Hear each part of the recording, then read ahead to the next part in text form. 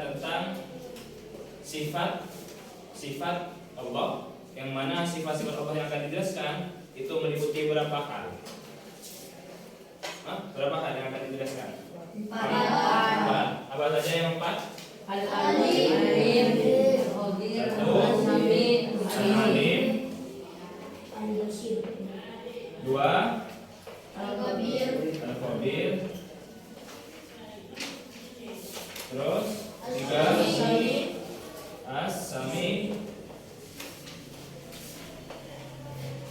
terus 4 Al-Basir. Al-Basir.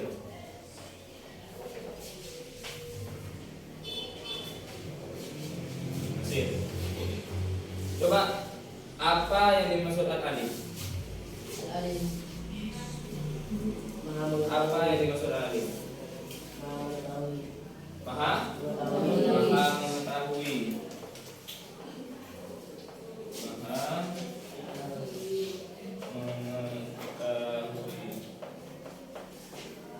Kalau ini maksud Al-Khabir apa?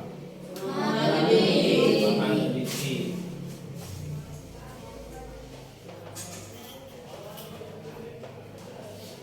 Jadi apa dari sifat Al-Alim yang mana artinya itu Maha mengetahui, itu kita berarti tidak boleh sembrono atau tidak boleh melakukan hal-hal yang buruk, karena Allah Maha mengetahui. Terus kenapa kalau Allah Al-Alim Maha mengetahui masih mengutus para malaikatnya kepada kita untuk mencatat amal buruk kita atau amal baik kita? Kenapa? Ayo, kenapa? Kenapa kalau Allah memang memiliki sifat Al-Alim, mengapa Allah masih mengutus para malaikatnya, yakni malaikat apa? Mencatat amal baik atau amal buruk? Malaikat alternatif. Kenapa kok masih mengutus mereka? Padahal Allah sudah Maha Al-Alim. Ayo, yang tahu apa? Ayo, Afta, Emir. Ayo, karena Allah ingin mentaklim apa? Memberi pelajaran kepada kita bahwasanya walaupun kita bisa, kita harus apa? Walaupun kita bisa, kita harus memberi contoh juga kepada yang lebih muda atau yang ada di bawah kita. Contoh kecilnya pada apa? Strukturan kelas. Ada ketua, ada wakil ketua, ada ya kebersihan, ada keamanan, ada kesehatan. Ketua itu bukan nggak bisa bersih-bersih, tapi karena ketua ingin mencontohkan yang baik pada bawahannya, maka ketua akan memberi perintah, tinggal bawahnya yang akan melakukannya. Itu mentaklim itu memberi ajaran kepada kita, memberi apa ya, ilmu kepada kita. Itu mentaklim. Salah satu contoh, salah satu jawaban dari pertanyaan yang barusan. Seperti itu. Paham? Paham. Coba dibuka halaman itu. Halaman 34. Sudah? Coba Afta, bacalah Al-Alim, Mbak. Ya.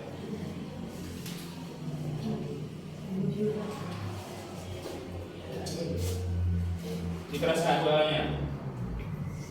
Al-Alim. Kata Al-Alim terambil dari kata Al-Alim. Alim memiliki makna suatu yang terjangkau sesuai dengan keadaan sebenarnya. Cukup. Jadi kata Al-Alim itu diambil dari kata kata apa? Ilmun. Jadi Al-Alim itu diambil dari kata ilmun, yang berarti mengetahui. Yang mana kalau sudah Allah memiliki sifat Al-Alim, maka sesuai dengan keadaan sebenarnya. Jadi Allah itu pasti mengetahui keadaan sebenarnya yang kita ketahui. Maka dari itu ketika nanti kita di akhirat, yang berbicara itu bukan mulut kita, karena mulut kita banyak dusta. Yang berbicara pasti adalah anggota badan kita, tangan, mata, sokong, tabu, itu akan berbicara. Tengah Aril itu akan berbicara tangannya. Apa yang pernah dikerjakan oleh Aril ketika masih hidup di dunia? Apakah sering menulis? Apakah sering melakukan pembunuhan? Itu akan berbicara sesuai dengan apa yang pernah dikerjakan di dunia. Seperti itu. Nah, pengertian ini mengarah pada sesuatu yang jelas dan tidak menimbulkan keraguan. Jadi kita tidak boleh ragu bahwasanya Allah itu al-alim. Jadi kalau agama kita dihina, contohnya seperti Palestina sekarang dihina, dibunuh oleh Zionis Israel, itu Allah bukan nggak al-alim, pasti dia al-alim, maha mengetahui.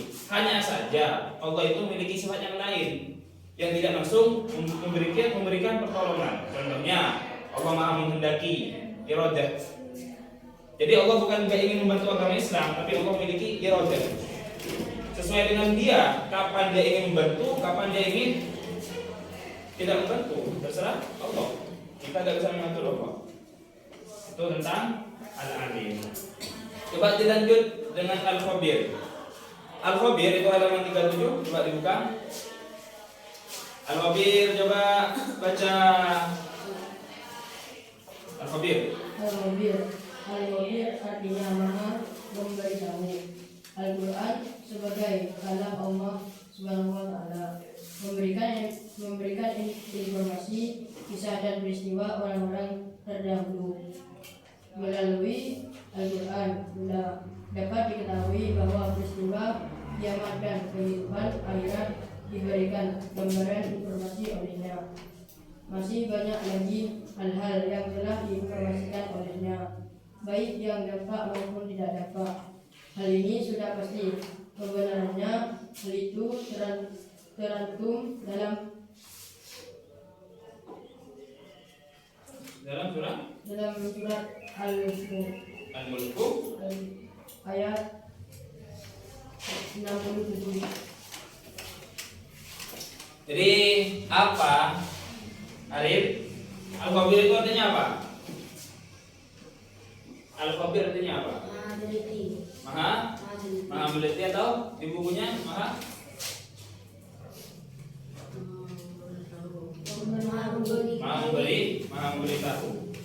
memberitahu ya. Al-Quran sebagai kalam Allah itu memberikan informasi kisah dan peristiwa orang-orang terdahulu. Jadi kebanyakan dalam Al-Quran itu kisah. Apa kisah? Cerita keadaan kaum Nabi Nuh, cerita keadaan kaum Nabi Sulaiman, cerita keadaan Nabi Ibrahim ketika yang dibakar. Itu ada di Al-Quran semua. Kebanyakan kisah atau cerita dari orang-orang terdahulu, atau cerita-cerita para nabi yang ada pada zaman dahulu. Jadi kebanyakan memang Al-Quran itu kisah, cerita. Untuk tentang hukum itu sedikit di Al-Quran. Gak semuanya menceritakan tentang hukum atau menceritakan tentang hukum. Jadi Al-Hadis itu kan sampai kan kemarin sudah belajar tentang Al-Hadis. Apa Al-Hadis? Apa Al-Hadis? Apa Al-Hadis yuk? Al-Hadis adalah fi'lun Nabi atau aqwalun Nabi. Af'alun Nabi atau aqwalun Nabi apa? Pekerjaan-pekerjaan yang telah dikerjakan oleh Nabi atau dahulu beliau, itu adalah Al-Hadis. Jadi gunanya Al-Hadis kepada Al-Quran itu bukan apa? Bukan pro kontra, tapi menyempurnakan. Jadi Al-Hadis itu gunanya mentafsiri apa yang ada di Al-Quran yang enggak jelas. Itu gunanya Al-Hadis. Gunanya adanya hadis dari Rasulullah itu menjelaskan apa isi dari Al-Quran. Karena bahasa Al-Quran udah terlalu tinggi bagi kita sebagai orang-orang yang biasa. Jadi saking tinggi Al-Quran luar biasa, kita gak paham membacanya, kita gak paham untuk memberi makna. Jadi membutuhkan hadis, membutuhkan kalam-kalam ulama membutuhkan tafsir dari ini apa, tafsir dari ini apa. Jadi kita nggak sembrono untuk langsung ada dia, nggak begitu. Harus kita meneliti betul dari segi nahwunya, dari segi sorofnya, dari segi usul fiknya dan lain semacamnya. Itu yang harus kita kerjakan. Nah terus Al-Khabir itu ada dalil naklinya. Apa dalil Al-Qur'annya? Itu ada di ayat Al-Mulk, yang mana Al-Mulk di sini surat 67 dari surat yang ada di Al-Qur'an. Yang mana dijelaskan di ayat 14-nya bahwasanya ala ya'lamu man khalaq wa huwal latiful khabir. Bahwasanya Allah itu menciptakan apa? Apakah pantas Allah menciptakan itu tidak mengetahui? Pantas ya Allah nyiptaki bumi, kita tahu bumi. Nyiptaki manusia, kita tahu apa guna manusia. Hah? Ayo, pantas aja. Pantas enggak pantas ya? Dan dia maha halus, maha mengetahui. Jadi Allah menciptakan manusia itu sudah mengetahui apa yang akan terjadi setelahnya. Coba Pak Guru sekarang ingin bertanya tentang ayat barusan. Ala ya'lamu man khalaq. Ala ya'lamu man khalaq wa huwal latiful khabir.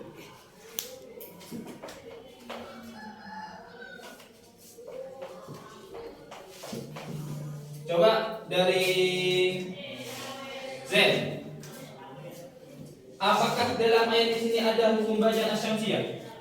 Ada yang tahu man khalaq wa huwal latiful khabir. Ada yang mana?